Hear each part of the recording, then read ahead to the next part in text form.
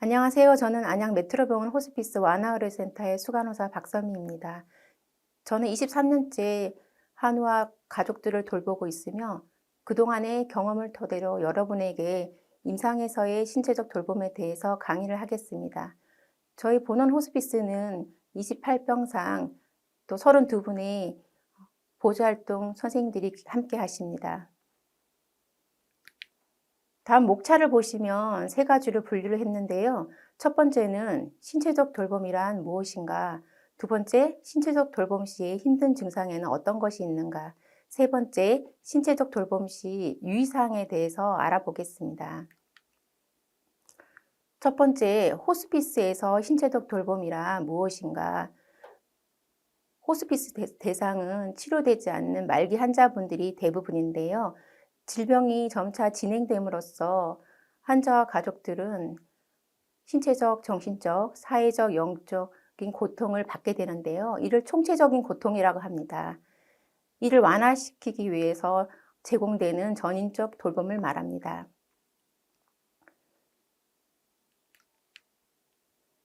다음은 호스피스 보조활동 보수교육을 위해서 사전조사를 했는데요. 총 44개 기관 중에서 19개 기관 총 314명이 응답을 해주셨습니다. 경력을 보시면 118명으로 3년에서 5년 사이가 많았고요. 연령은 233명으로 60대가 많으셨습니다. 두 번째, 신체적 돌봄 시 힘든 증상에는 어떤 것이 있는가 저희가 여쭤봤는데요. 첫 번째, 선망, 통증, 욕창, 체위 변경 및 이동 시, 또 구강 청결, 호흡곤란, 오심구토, 식사보조, 배액관리 시의 어려움을 말씀해 주셨습니다. 그래서 말기암 환자분들은 신체적인 변화와 여러 심리적인 변화를 겪는데요. 그것을 잘 이해하고 있으면 환자분들을 돌보실 때 어려움이 없을 것 같습니다. 첫 번째, 여러분들이 신체적 돌봄 시에 또 가장 힘들다고 한 증상 중에 하나가 선망인데요. 먼저 선망 동영상을 보시겠습니다. 아이고, 왜 그러세요? 아니, 저기 뭐가 보이는 거야? 괜찮으세요? 거미가 있잖아, 거기 거미가. 선생님, 아니, 우리 선생님. 여기 접수사가 날 데리러 왔나 봐. 선생님, 집에 갈래. 집에 갈래. 우리 집에 갈래. 한장으로 빨리 잡아주세요. 집에 갈래. 아니, 우리 환자는 괜찮아요. 선생님, 신고할 거야. 주세요. 할 거야. 그래, 너네 뭐야? 환자분들만 찾았어요. 저기요. 불 좀 꺼주시고요. 플라이드 네. 괜찮아요? 선생님 주변에 위험한 물건도 채워주세요. 네. 환자분 위험할 수 있기 때문에 우리 옆에 조금 30분 정도 옆에 있어주세요. 환자분 나가시고 좀 몇 시간 정도 주무실 거예요. 좀 진정되신 거예요. 네. 선망은 병으로 인해 몸의 균형이 깨지게 되면서 생기며 말기 환자의 25%에서 85%에서 나타납니다. 불면 증상을 보이며 낮보다는 밤의 증상이 더 심하고 서서히 발생하는 치매와 달리 급격하게 나타납니다. 그래서 갑작스럽게 의식장애라든지 주의력 감소, 언어 능력 감소 등 인지 기능이 떨어지고요. 동영상에서 보셨듯이 환시, 환청 등의 이상 정신 증상이 생기는 현상을 말합니다. 이럴 때 어떻게 해드리냐 하면은 집에서 사용하던 베개나 이불, 또 치밀한 물건을 옆에 둡니다. 가족 사진 등도 옆에다가 놓을 수 있습니다. 그 다음은 조용한 환경을 유지하고 심리적, 영적 안정을 돕습니다. 지금은 코로나 상황이기 때문에 목사님이나 성직자들이 들어올 수 없는 상황이고 여러분들의 적극적인 지지가 필요합니다. 첫날은 환경도 낯설기 때문에 저희는 대부분 가족분들이 옆에 하루는 계시도록 이렇게 설명을 드립니다. 간결하고 또 명확하게 대화를 나누고요. 엉뚱한 이야기를 해도 환자를 무시하거나 환자를 탓하지는 않습니다. 그리고 시간, 장소, 날짜 등을 자주 상기시켜 줍니다. 환자분이 갑자기 자리에서 일어나거나 또 가격한 행동을 하는 경우에는 반드시 간호사실에 보고를 합니다. 환자분이 일어나서 또 침대 난간으로 떨어질 수 있기 때문에 여러 사람이 붙잡을 수가 있어요. 그런데 환자분은 도와주는 사람이 아니라 나를 공격하는 사람으로 생각해서 오히려 난폭하게 주먹을 휘두른다든가 발로 찬다든가 그런 행동을 보입니다. 이럴 때 우리 선생님들이 일하시기 힘들다고 그렇게 응답을 해주셨습니다. 환자에게 해가 될 위험이 높은 경우에는 저희도 보호자에게 동의서를 받고 제한적으로 신체 억제대를 사용할 수 있습니다. 근본적인 치료는 원인 제거입니다. 어떤 점이 힘든지, 통증인지 아니면 배변인지 등등의 원인 제거를 하고요. 증상 완화를 위한 약물요법을 합니다. 저희는 정신과 의뢰에서 환자분들에게 자기 전에 또 먹는 약이 들어간다든가 또 약을 못 드실 경우에는 주사를 자기 전에 또 놓습니다. 그러면 환자분들이 밤 동안에 잘 주무실 수 있고요. 그래서 보통 4인실이기 때문에 옆에 분들에게 피해가 주면은 안 되기 때문에 일주일 동안은 보호자와 함께 계시면서 또 격리실에 계시면 환자분들이 많이 안정되는 것을 볼 수가 있습니다. 이번 시간에는 통증에 대해서 말씀드리겠습니다. 설명드리기 전에 잠깐 통증에 대한 동영상을 보시겠습니다. 체위 변경 해드릴게요.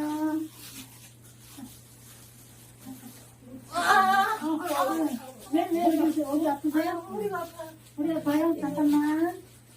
평소에 드시는 약 드릴게요. 여기 이거 좀 올려요. 침대에 올려주세요. 이거 침대에 올려주세요. 잠깐만 참으세요. 약 드릴게요.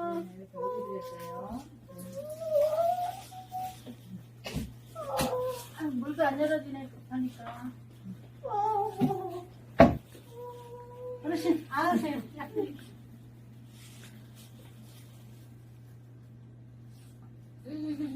넘어갔어요? 괜찮으세요? 많이 아프세요? 이거 눌러드려야 되겠네. 좀만 기다려보세요. 좀만 참아보세요. 그래도 아프세요? 선생님, 다른 선생님 모시고 올게요. 제가 갔다 올게요. 선생님. 네. 여기 환자분 너무 아프시대요. 허리가요. 여사님 먹는 약이랑 물통이 드셨어요? 네. 저희 환자분 지금 진통제 통증이 심해서 놔드릴 건데 좀 졸릴 수도 있어요. 네, 들어가면 조금만 참아주시고 힘을 천천히 해주세요. 저희 여사님 네, 등 마사지 좀 살짝 해주시고 네. 자세 허리 아플 때는 너무 올리면 아프니까 천천히 내려주세요 이제. 네, 물 먹을 때 빼고 네, 들어갑니다. 네, 조금 졸릴 수도 있어요. 심호흡 하시면서 손 좀 가라앉으세요. 네. 조금만 더 내려주세요, 자세를. 허리 아플 때는 허리를 좀 펴게 해주시는 게 좋으니까 네, 다 펴주세요. 네, 됐어요. 네, 좀 지지하게 해주시고. 우선 당분간은 체빈경 안 하고 안전 취하실게요. 좀 주무셨다가 깨실 거예요. 환자의 통증은 암세포가 뼈, 신경, 다른 장기를 눌렀을 때 주로 발생합니다. 통증이 갑자기 올 수도 있고 또 갑자기 생긴 통증이 또 오래 지속될 수도 있습니다. 환자가 통증을 호소하면은 즉시 간호사실에 보고를 해야 됩니다. 보통 환자분들은 통증이 심하기 때문에 드실 수 있는 분들은 먹는 약으로 아침, 저녁 규칙적으로 또 마약성 진통제가 들어가고요. 중간에 힘드시면은 또 속효성으로 약이 들어갑니다. 그리고 붙이는 패치도 있고요. 근데 이것도 조절이 안 되면 마약성 진통제에 몰핀을 쓰게 됩니다. 또 몰핀을 맞는 횟수가 3회 이상으로 자주 나타난다면 무통 PCA를 달게 됩니다. 그러면 의식이 없거나 말로 표현할 수 없는 환자는 어떡하냐? 환자의 얼굴 표정을 보죠. 얼굴 표정을 보면은 얼굴이 찡그려져 있나, 신음소리, 몸부림 등으로 확인할 수가 있습니다. 우리가 숫자를 나타내면은 하나도 안 아픈 게 0이고 또 중간 정도의 통증이 4에서 6, 또 7부터는 굉장히 통증이 심한 상태입니다. 저희도 병원에서 환자분이 중간 정도의 통증을 보이면 또 진통제 주사를 넣습니다.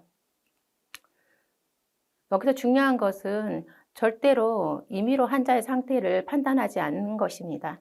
특히 야간 근무를 하실 때 환자가 힘들어한다고 보고하지 않고 무통만 눌러주거나 또 밤에 자세만 바꿔주는 사례가 있는데 그렇게 되면은 환자분도 힘드시고 또 옆에서 간병하시는 우리 보조활동 선생님들도 굉장히 힘들게 되죠. 그래서 적극적으로 보고해 주시고 적극적인 통증에 대한 조절이 필요합니다. 비약물요법으로는 좋았던 일을 생각하는 심상요법이라든지 기분전환법으로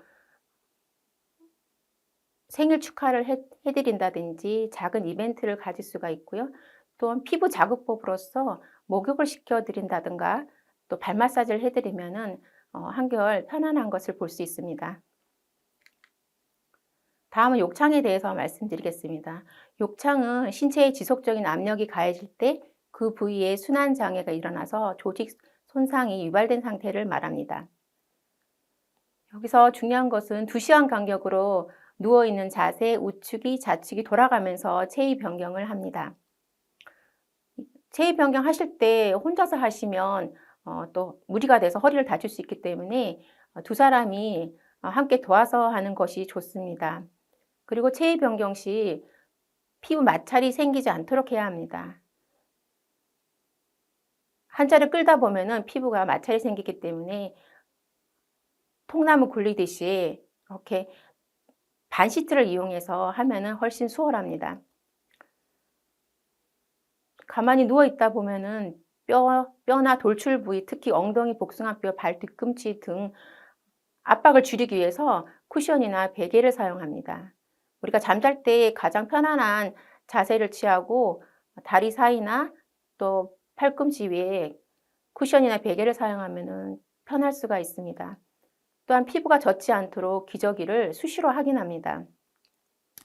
피부가 건조하면 로션이나 오일 등으로 마사지를 해드리고요. 침대 시트나 하의에 주름이 없이 팽팽하게 하고 또 청결하게 유지합니다.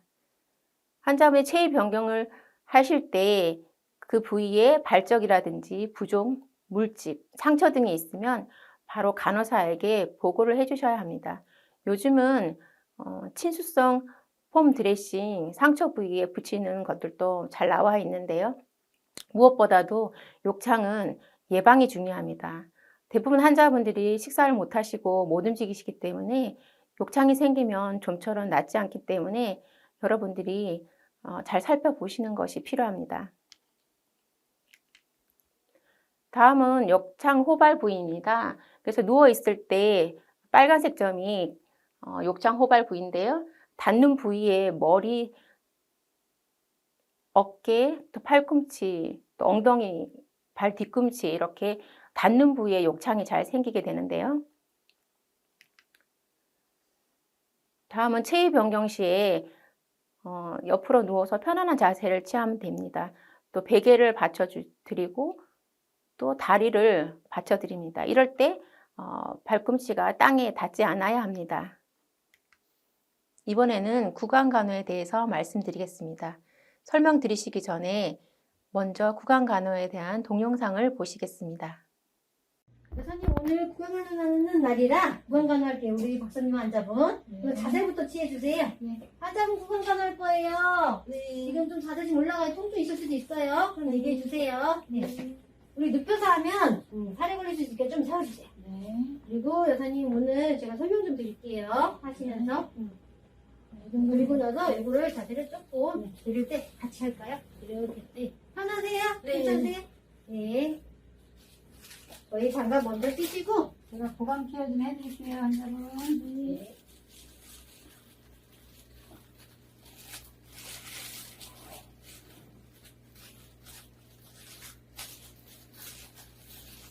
이거를 넣을게요. 이거 넣으시고. 오늘은 우선 립스탄틴으로 구강간을 할 거예요. 그래서 우선 이거는 좀 강하기 때문에 물이랑 해서 1대1로 희석하면서 할게요. 그리고 여사님 제가 희석할 동안 요거 서랍장에다가 꺼주 좀 돌돌 말아주실래요? 네.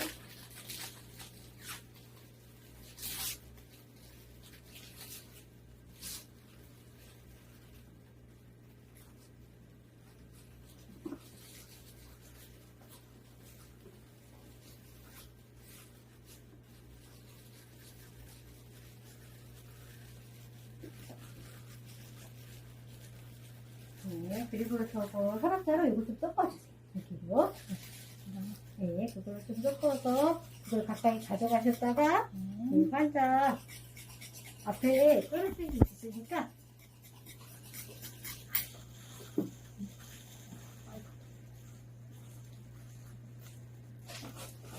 환자분 밑에 흘릴 수 있어서 바닥에 좀 깔을게요. 네, 밑에 좀 깔았다가 흘릴 수 있어서. 네. 네, 위쪽 아래쪽 다 해주시고요. 혓바닥 같이 할게요. 환자분이 구강감을 하실 때는. 네. 이번에 피부는 약간 뺐기 때문에 상처 조심하시고요. 네. 그리고 나서 서랍자에 있는 꺼즈를 한 번 더 바꿀게요. 위아래 하시고 나서. 편하세요?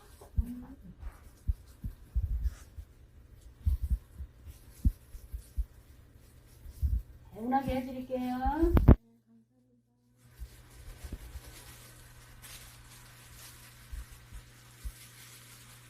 우리 환자분 구강 케어는 아침, 점심, 저녁적으로 하루에 3번 정도는 하겠습니다.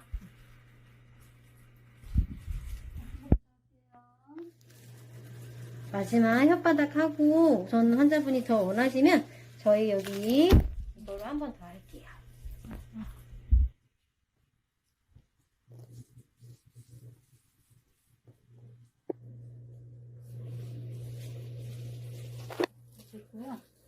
네, 이분은 우리 헬스 매딩까지 해서 환자분 각을 하실 수 있겠어요? 그래서 입에 부분 각을 하셨다가 붙이실게요. 네, 조금만 할게요. 네, 됐습니다. 이게 생겨. 건강물에서 뱉으세요. 네, 거기 컵에다 바로 뱉으실게요. 네. 기운하세요. 네. 네. 잘하셨어요. 네, 이렇게 하시면 환자분한테 구강 조치 내뱉어 나올 것일 것 같아요. 구강 건조는 입이 마르는 것입니다. 침 분비가 줄어들거나 그 외에도 다양한 원인 때문에 입안이 마르게 되며 또 혀가 말라서 말하기도 어렵고 구내염이 잘 생깁니다. 이럴 때 구강 내 위생 상태를 청결하게 하고요. 습도를 잘 유지합니다. 또한 타액을 대체할 수 있게 물이나 인공 타액을 제공합니다.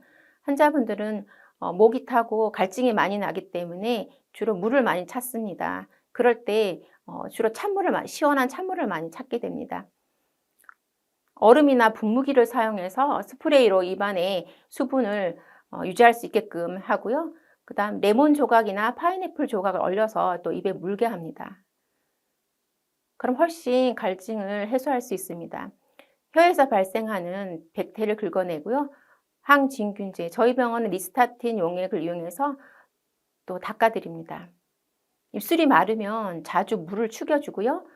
또 바셀린이나 입술 연고를 발라줍니다. 물이나 가글렉으로 꺼지와 서랍자를 사용하여서 구강 안이나 입 가장자리를 부드럽게 닦아줍니다.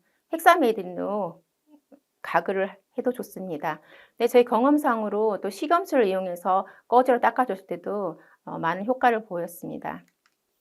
이번에는 호흡곤란, 기침 가래에 대해서 설명드리겠습니다. 설명드리기 전에 잠깐 호흡곤란에 대한 동영상을 보시겠습니다. 아우 숨차. 아우 숨차. 환자분 그거 빼시면 안 아우 돼요. 숨차요. 답답해요. 이거 빼시니까 답답하시지. 못하겠어요. 잘 끼고 계세요. 아, 이거 빼시면 답답해. 숨 차서 안 돼요. 가끔씩 숨이 막혀요. 네, 좀만 기다리세요. 숨이 막혀요. 그래도 숨차요. 아니요, 그래도 조금 천천히. 숨을 못 쉬겠어요. 빼셔보세요. 숨을 못 쉬겠어요. 그래도 힘드세요? 네. 숨을 못 쉬겠어요. 도와주세요. 숨차. 네. 선생님 불러올게요. 네. 선생님. 선생님 우선은 마스크로 더 써볼게요. 네. 환자분이 호흡하게 천천히 하나, 둘 천천히 주세요. 네, 마스크 해주시고요. 천천히 예, 심호흡 잘 하시고 계시고 예, 마스크 하시면서 호흡 좀 가라앉을 머리 조금만 들었다가 할게요. 네. 쌍도 좀 올릴 거예요. 오른쪽 이상에는 쌍도를 올리셔야 되면서, 네. 좀 안정되셨어요? 눌리니까. 네, 그리고 산소파도 좀 될게요. 양 볼이나 이 기가던데 욕장이 생길 수 있기 때문에 꼬주를 좀 눌려요. 한참 불편할 수 있습니다. 네, 산소파도 괜찮아요. 많이 안정되셨어요. 네, 괜찮습니다. 천천히 괜찮으세요? 드시세요. 네. 근데 괜찮아지실 거예요. 조금만 참으세요. 호흡곤란은 주로 폐암 환자분들이 많이 생깁니다. 숨이 차게 되고 또 기침 가래가 있는데요. 환자가 불안감을 더 느끼기 때문에 정서적으로 편안하게 해드리는 것이 중요합니다. 그래서 불안하지 않게끔 옆에서 손을 잡아드린다던가 또 지지해 주는 것이 필요합니다. 반듯하게 눕는 자세를 피하고요. 숨 차신 분들은 상체를 세워주는 것이 좋습니다. 몸을 일으켜 앉아서 탁상에 베개를 받쳐서 엎드린 자세가 도움이 됩니다. 그래서 환자분들은 밤 동안에 또 그런 자세를 또 취하는 것을 보면은 또 많이 힘들어 보이고 또 안타깝습니다. 숨을 들이쉴 때는 또 코로, 또 내쉴 때는 입을 오므려서 천천히 복식 호흡을 하게 합니다. 이럴 때 또 창문을 열거나 선풍기를 이용하여서 신선한 공기를 환기시킵니다. 얼굴에 차가운 수건을 얹어 놓는 것도 도움이 되고요. 필요 시에 산소요법을 제공할 수가 있습니다. 환자분들은 폐로 숨 쉬는 공간이 적기 때문에 움직이는 자체가 숨이 많이 차게 되는데요. 그래서 화장실 거동을 하거나 자변기에 소변을 보러 내려올 때는 또 움직이는 자체가 힘들기 때문에 소변줄을 하는 경우도 있습니다. 다음은 기침 가래에 대해서 보겠습니다. 기침은 호흡, 숨 쉬는 것을 방해하고요. 또 수면, 말하는 것을 방해하게 됩니다. 통증, 구역, 구토를 유발합니다. 차가운 공기, 또 담배 등 기침 반사를 자극하는 자극 물질을 피하도록 합니다. 가래로 인해서 기침이 유발된다면 객단 배출을 용이하게 해야 됩니다. 네뷸라의 기계를 이용해서 처방된 약물을 넣어서 호흡기를 통해서 분무하면은 객단 배출을 훨씬 용이하게 할 수 있습니다. 식도 역류로 인해서 기침이 유발되는 경우에 침대 머리를 올리도록 합니다. 객혈을 하는 경우에는 환자분이 당황할 수 있기 때문에 어두운 색깔의 타월을 깔아주고요. 또 간호사실에 보고해서 지혈제가 들어가면 훨씬 조금 증상이 덜할 수도 있습니다. 필요 시에 흡인을 하는 경우도 있지만 도움이 되지 않을 수도 있습니다. 임종의 과정에 있어서 가래가 끓게 되는데요. 속에서 끓는 소리가 밖으로 새어나와서 굉장히 옆에 지켜보기가 많이 힘이 들 수 있습니다. 그렇지만은 중환자실처럼 이렇게 적극적으로 가래를 빼지는 않습니다. 보호자분들에게 설명을 드리고 그렇지만 입에 분비물이 고여 있으면은 그거는 봐서 석션을 해드립니다. 이번에는 구역구토에 대해서 설명드리기 전에 잠깐 구역구토에 대한 동영상을 보시겠습니다. 거기는 안 봐야 되잖아. 너무 안 돼. 일상적으로 그냥 수박이 너무 좋아.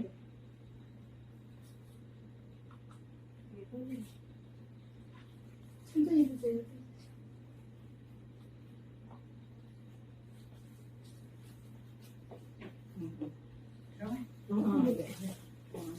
왜 그러세요? 답답하세요? 울렁거려요, 속이.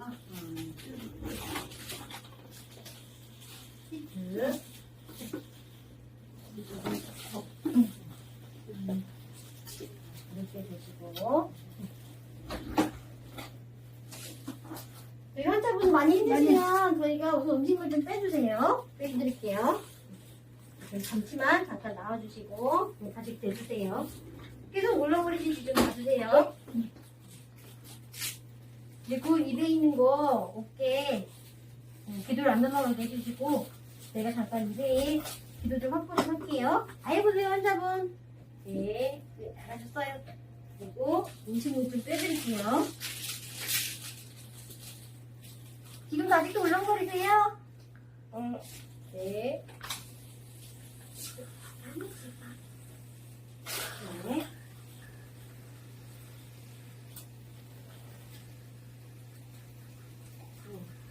지금은 괜찮으세요? 이거 빼드릴게요. 그리고 고개 옆으로 해주시고 우리 여사님 밑에 우리 시트 좀 깔을게요. 음식물 계속 토할 수 있어서 그런 다음에 안정제 주사 좀 놔드릴게요. 옆으로 편하게 계세요. 네, 저쪽에 발 베개 좀 붙여주세요. 환자분이 불편하니까 네, 그렇게 옆에 좀 시간 있다가 저희가 주사 놔드리면 그거는 안정 되실 거예요. 당분간 음식물 섭취는 안 돼요, 여사님. 얘기 좀 해주세요. 음식물 금식으로 하고 점심 식사 안 나오게 해드릴게요.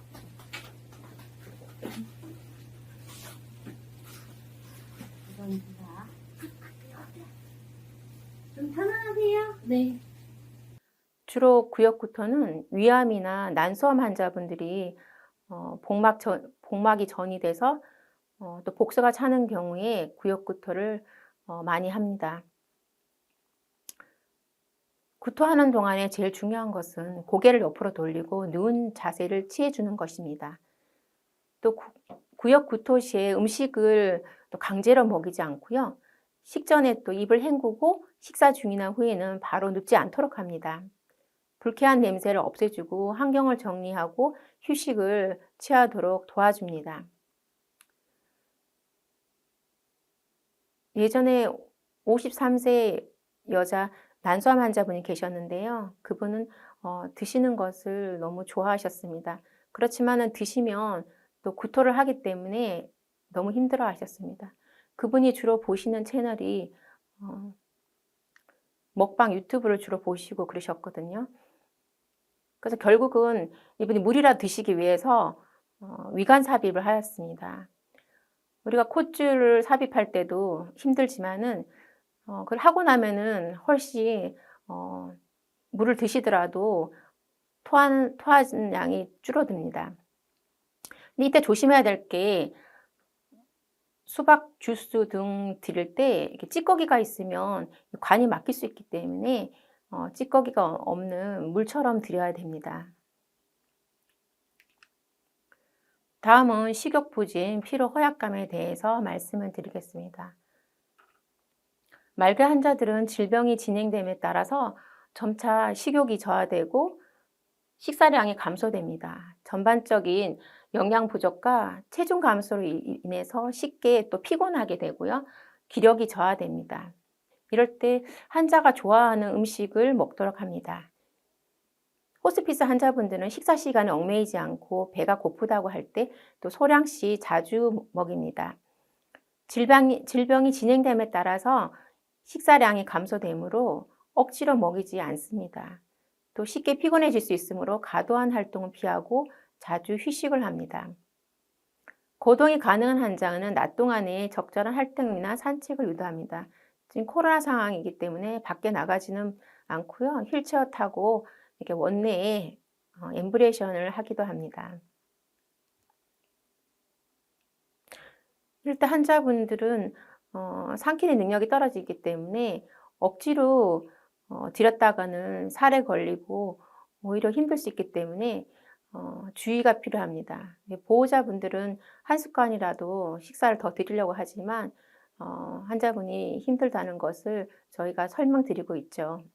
그래서 식사가 못 들어가더라도 영양제 수액이 들어가서 충분히 보충을 되면 또 저희가 설명을 드립니다. 다음은 변비 설사에 대해서 보겠습니다.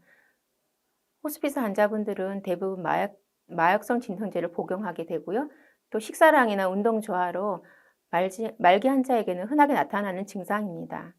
변비가 생기면 환자분들은 복통과 식욕 저하 또 구역 구토로 힘들어합니다. 그래서 환자의 배변 양상을 주의 깊게 관찰하고 또 보고해야 합니다. 또 마약성 진통제를 사용할 경우 예방적으로 완화제를 복용할 수 있습니다. 음식 섭취는 가능하면 섬유질 섭취를 증가시키고요. 그리고 움직일 수 있다면 운동과 또 수분 섭취를 또 격려합니다. 3일 동안 대변을 보지 못하거나 또 병과 항문 주위에 혈액이 섞여 있는 경우에 또 의료진에게 알립니다.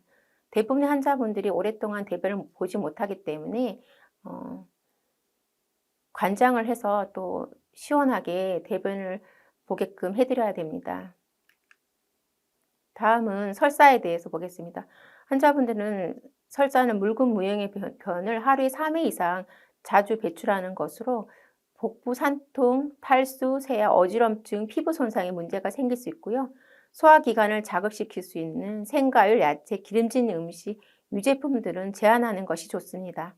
또 너무 차갑거나 뜨거운 음식은 자극이 되므로 피하도록 합니다.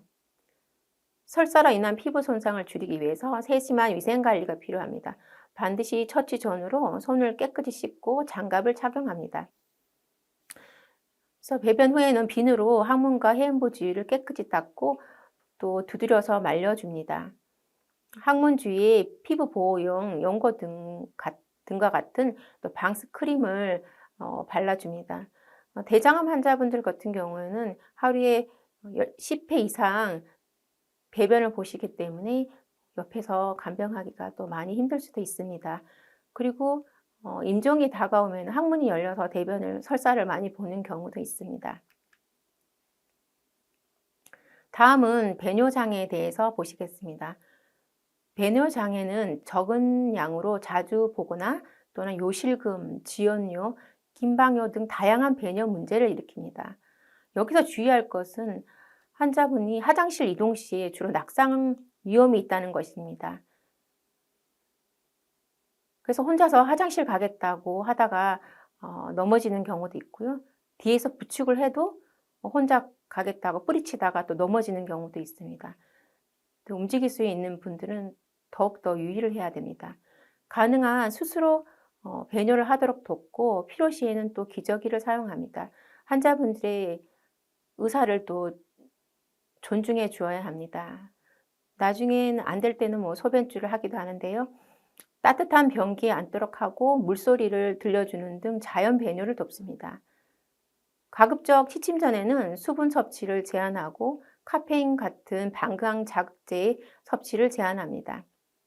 또 주무실 때 옆에 호출기라든지 침상용 변기, 소변기 등을 환자가 쉽게 이용할 수 있게 또 주변에 배치를 합니다.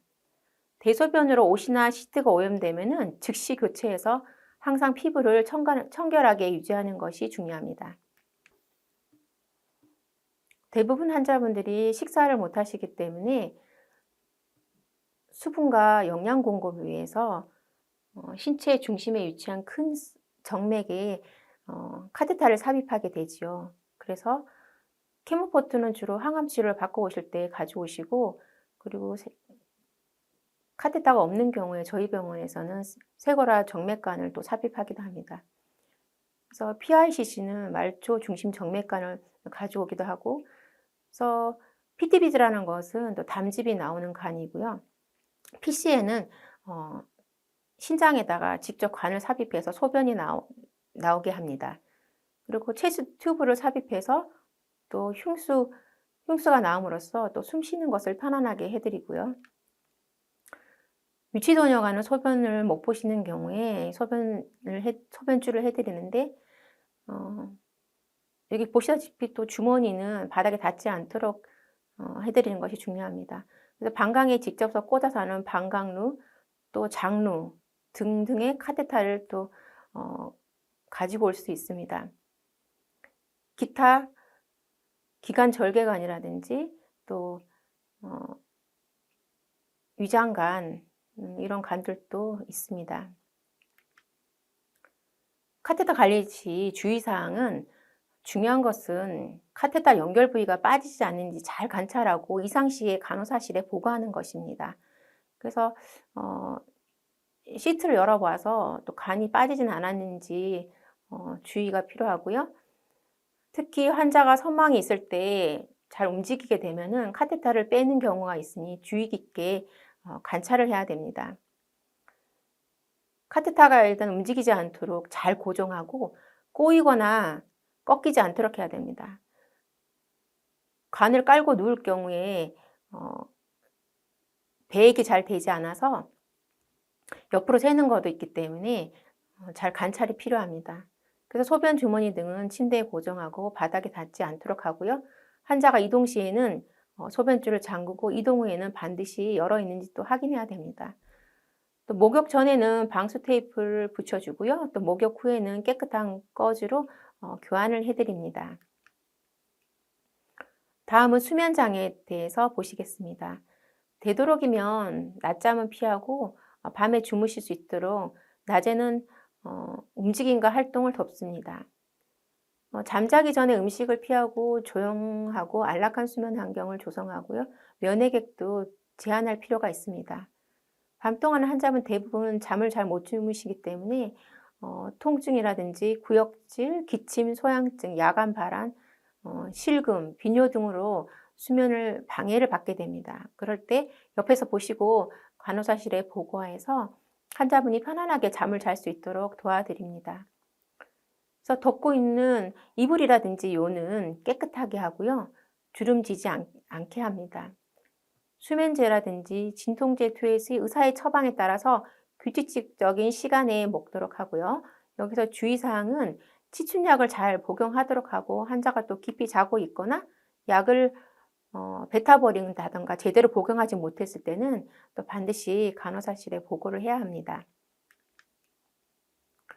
세 번째, 신체적 돌봄 시 유의사항에 대해서 나름 정리를 해보았는데요. 환자 상태 변화 시 간호사실에 즉시 보고를 하는 것입니다. 예를 들어서 의식저하, 욕창 발생, 불안전한 행동과 호흡, 통증 호소 시에 보고를 해야 되는 것입니다. 다음은 식사 시 삼키지 못하거나 사례가 들리면 즉시 중단하고 보고를 해야 합니다. 피딩을 하는 환자는 주사기를 빼서 30cc 이상 내용물이 역류되어 나올 경우에 간호사실에 보고를 해야 됩니다. 왜냐하면 소화되지 않는 음식물들이 나올 수 있기 때문입니다. 선망으로 엉뚱한 얘기를 한다고 또 틀렸다거나 헛소리 한다고 표현하지 않고 환자의 이야기를 잘 경청하고 잘 들어주는 것이 중요합니다. 그리고 기저귀 교환, 한의 교환 등을 할 때 환자의 프라이버시를 위해서 또 커튼을 치는 것이 좋습니다. 다음은 경구약 투약 후 복용 여부를 반드시 확인하고요. 아까 말씀드린 것처럼 취침약 복용 여부를 반드시 확인합니다. 여기서 중요한 것은 환자 안전에 대해서 주의를 해야 되는데요. 예를 들어서 밤에 커튼을 쳐놓는 경우에 환자가 관찰이 되지 않아서 낙상의 위험이 있습니다. 그래서 조용히 내려와서 화장실 가시다가 넘어지는 경우도 있죠. 그리고 또 자해가 있을 수도 있습니다. 대부분 의식도 명료하시고 걸어 다니시고 컨디션이 괜찮으신 분들은 2개월이 지나면 또 다른 기관으로 가시게 되는데요. 그동안 계시면서 옆에 환자가 돌아가시는 것도 눈으로 보게 되고 또 다른 기관에 옮겨야 된다는 그런 생각들도 있고 본인이 치료되지 않고 죽음을 앞둔다는 그런 생각에 우울감이 들게 됩니다. 그리고 가족분들한테도 피해를 주고 싶지 않고 그래서 실제로 자해를 하려고 하는 경우도 있기 때문에 되게 주의를 요합니다. 그리고 화상을 보면은 환자분의 온도에 대한 감각이 떨어지기 때문에 특히 핫백을 할 때 환자분들이 더 뜨겁게 해달라 할 때 그 온도를 되게 주의를 해야 됩니다. 앞에서 얘기한 것처럼 욕창도 주의를 해야 됩니다. 가장 중요한 거는 병원에 또 감염 관리를 위해서 항상 손세척, 손소독을 하고요. 위생장갑을 반드시 끼는 것이 중요합니다. 기저귀 교환 시에도 위생장갑을 반드시 착용합니다. 임종 시 말과 행동을 조심하고 환자의 중요한 물건을 잘 전달하는 것이 중요합니다. 평소에도 우리가 말과 행동을 조심해야 되지만 임종 시에는 보호자분들이 많이 예민하신 상황입니다. 그래서 우리가 위로한다고 한 말이 오히려 그분들에게는 더 상처가 될 수도 있고 힘들 수 있기 때문에 항상 우리가 말과 행동을 조심해야 됩니다. 그리고 경황이 없기 때문에 또 중요한 물건을 두고 갈 수 있습니다. 그래서 나중에 전화가 오는 경우가 있는데 환자의 중요한 물건을 잘 전달합니다. 그리고 보호자가 상주하여도 보호자가 계시다고 해서 소홀하는 것이 아니라 보호자가 상주하여도 신체적 옆에서 신체적 돌봄 서비스는 제공되어야 합니다. 이상으로 임상에서의 신체적 돌봄에 대해서 말씀을 드렸습니다. 다음은 사진을 보시겠습니다. 코로나 전에는 이렇게 저희가 마스크를 쓰지 않고 환자분들 생일 축하를 해드리고 했는데요. 이번 사진은 70세 여자 췌장암 환자분이시고요. 70세 생신을 맞이해서 저희가 칠순 축하를 해드렸습니다. 얼굴에는 곱게 화장을 하시고 또 옷을 예쁘게 입으시고 가족분들과 함께 또 즐거워하시고 고마워하셨습니다. 지금은 걸으실 수가 없고 또 통증이 와서 많이 힘드시지만 저희를 보시면 오히려 많이 격려해 주시고 또 밝게 웃어 주십니다. 얼마 전에는 각막을 기증하겠다고 말씀하셔서 마음이 많이 아팠습니다. 이번 사진은 하루 차이로 생신을 맞이하셔서 저희가 한 번에 생신 축하를 해드렸습니다. 이때 환자분과 가족 모두 이날은 행복해 하셨습니다. 보조활동 선생님들께서 자기관리를 통해서 건강하셨으면 하는 의미로 제가 몇 가지 적어봤는데요. 첫 번째는 충분한 휴식을 취하는 것입니다. 대부분 상기들을 하시기 때문에 특히 야간 근무 나올 때 많이 피곤할 수가 있습니다. 집에서 충분한 휴식을 취하시고 또 골고루 영양을 섭취하시고 또 무리 되지 않는 선에서는 또 운동을 하는 것이 좋습니다. 보조활동 선생님 한 분이 저에게 이런 말씀을 했는데요. 저는 집에서 충분히 쉬고 옵니다. 저의 모든 에너지를 환자분들에게 쏟기 위해서죠. 그렇게 말씀하신 게 좀 많이 마음이 와닿았습니다. 그 다음 두 번째, 긍정적인 생각과 말하기인데요. 내 가족이 입원한 것처럼 또 친절하게 말과 행동을 하는 것이 필요합니다. 세 번째는 얼굴 표정인데요. 무뚝뚝한 얼굴보다는 또 눈으로 웃어 보이는 또 밝은 표정이 좋습니다. 저는 가끔씩 거울을 보면서 또 웃는 연습을 하는데요. 그러면은 한결 표정이 훨씬 또 편안해지는 것을 볼 수 있습니다. 네 번째는 작은 것에 감사하는 것입니다. 호스피스 병동에 근무를 하다 보니까 내가 아프지 않고 내 가족이 아프지 않는 것이 얼마나 감사한지요.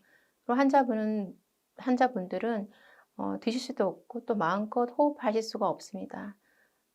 그래서 저는 작은 것에 감사하게 되었습니다.